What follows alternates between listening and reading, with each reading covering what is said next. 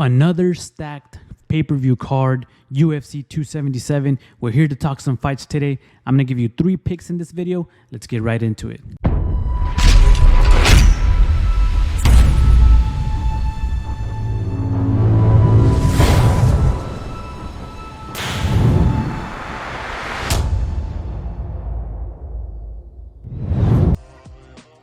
All right, what's going on, everybody? This is your boy CeeLo, and we're back at it again for another UFC pay-per-view card, UFC 277. We're here to talk some fights today. I'm gonna give you 3 picks in this video, and man, anytime Brandon Moreno is on a card, I gotta show up for it, man. You know who I'm going for. That has to be one of the 3 picks. It's a given. I mean, I'm a huge fan of Brandon Moreno. And I really do think he gets it done this weekend. But before we get into all those breakdowns, let's give a like to this video. Subscribe to my channel. Go down to my Instagram at CeeLo Studios Presents, and give me a follow there, man. For day-to-day content other than YouTube, it's usually once a week. But yeah, I'm excited for this card, UFC 277. Let's talk some fights. Let's get right into this. And for pick number 1, we're gonna go down to our curtain jerker down here. Our first fight of the night. And if I forgot to mention it, I feel like I talk to you guys in my Instagram all the time, but we will be there live for UFC 277. CeeLo will be in the building, so give me a shout out. If you see me, I'm gonna try to get on that broadcast. I'm gonna try to see what I can do, man. I'm excited to meet all these fighters. I'm excited. I'm going to go to the weigh-ins. I'm going to go to the press conference. Any meet and greets, so I'm gonna be all over, man. But that's neither here nor there. Let's get right into this fight. Orion Cosce versus Blood Diamond. Fairly interesting matchup. Lines have been moving. Obviously, we know the narrative. Blood Diamond out of City Kickboxing, Israel Adesanya's left-hand man, right-hand man, whatever you want to say. Orion Cosce out of Contender Series looked amazing. The Cosce brothers, it was a great story. But he did some changes, training out of Team Alpha Male. He's not necessarily a grappler per se, but I do think he needs to lean on the grappling for this fight against Blood Diamond. Blood Diamond, we know what he wants to do. He wants to put his hands on you. He wants to stay at distance, because his debut wasn't interesting. Wasn't what we expected, so to speak. But for pick number 1, we're gonna go with Blood Diamond, man. I do think he, as of right now, I don't know what's going on in City Kickboxing. I don't know what water they're drinking, but anybody that's coming out of there, they're doing it right. Volkanovski, you got Izzy out of there. We saw how Carlos Ulberg went from the debut, and then now in the tear he's on now. I do think Blood Diamond can get it. He's a little bit older, but I do think he went back and fixed those errors, and maybe, octagon jitters the first time. But Orion Cosce, if he wants to win this fight, he's going to want to lean on the grappling. I just don't think he has it in him. I do think he'll stand and bang with Blood Diamond. Maybe we'll see a decision win out of Blood Diamond, but wouldn't be surprised at all if Blood Diamond gets it done by KO. So that's going to be pick number 1, Blood Diamond, to come back, to bounce back, to join his City Kickboxing teammates on the winning column for pick number 1 for CeeLo Studios here. So that was pick number 1, Blood Diamond. Lock it in. I do believe he was an underdog as of now, but those lines move all the time. And let's go right into pick number 2.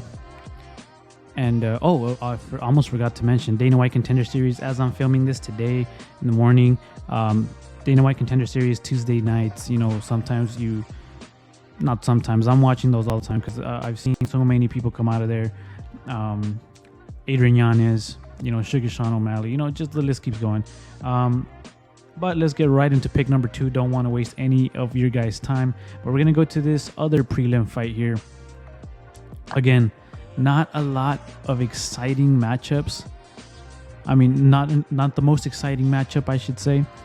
2 fairly young fighters, nothing to go home about, to go cry home about. But let's get right into it, man. Pick number 2, Ji-yeon Fire Fist Kim, Ji-yeon Kim Fire Fist, and Joselyne Edwards La Pantera. Again, pretty Latin stacked card, and we love these cards. But let's get right into the tail of the tape. Ji-yeon Kim, near even odds. You know, we have La Pantera as a slight favorite, the much younger fighter. We know the narrative here. Same thing. Both fairly big for the weight class.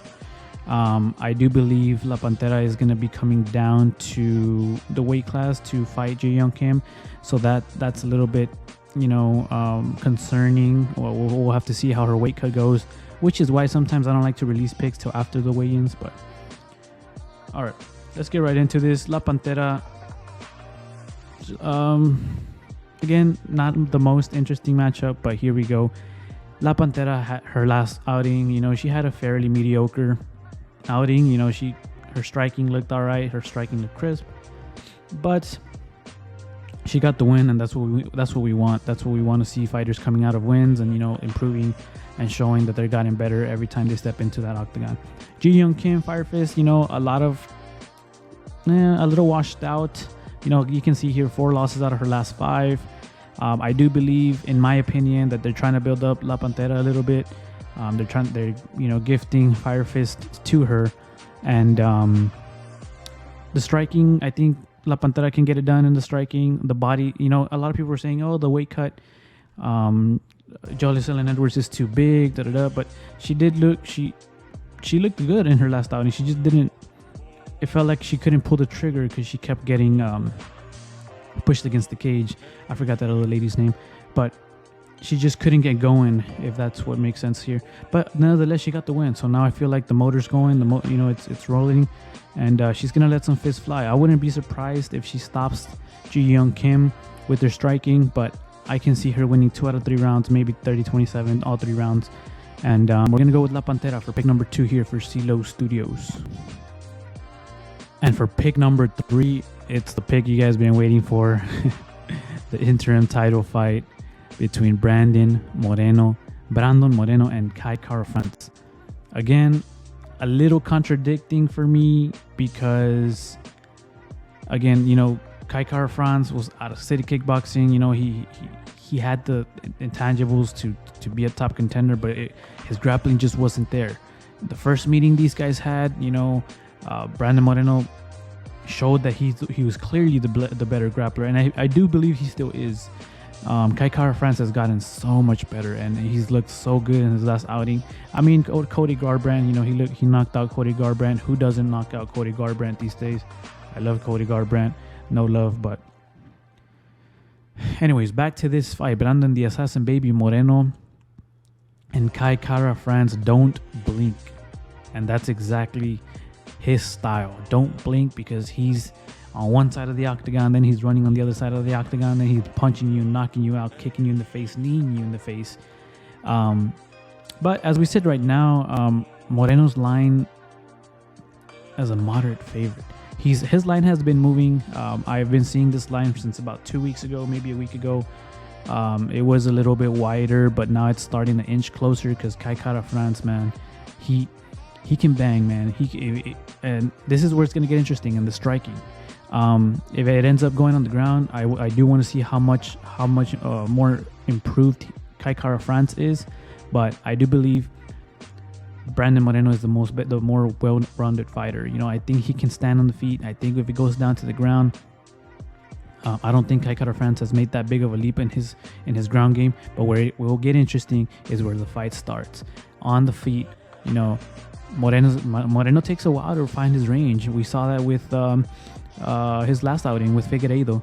He was having trouble finding the range, and when he did, we start rolling from there, Brandon Moreno. But we'll see. He has heart. He can fight, and a little bit of bias, actually a lot of bias. This is going to be our 3rd pick, Brandon Moreno to win. I do believe he stops him. I do believe it's going to be inside the distance. I don't know what the line is at of the rounds, but I do believe Brandon Moreno's out here to make a statement, especially because it's a interim title fight.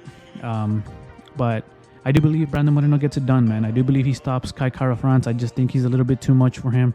Again, they've met before, and we know Brandon Moreno's good at doing rematches. They're both in their prime though. It's gonna be such an interesting fight. Again, if you guys, I wouldn't knock you if you're picking Kai Kara-France to win, but in my opinion, Brando Moreno gets it done. Mexican pride, baby. But there you have it, UFC 277. Again, we will be there live. Make sure to follow my Instagram at Silo Studios Presents. These are going to be two rematches that have been very, very well anticipated. But we have fighters on the card like Michael Morales, Alex Moreno, Alexander Pantoja. So again, thanks so much for watching, guys. Interesting pay-per-view card, to say the least, in Dallas, Texas, baby, Texas State. But here we go. Enjoy the fights this Saturday. Juliana Pena, Amanda Nunes, Brandon Moreno, Kai Kara-France, and our headliners. It's going to be a banger. Until next time, boys. Peace.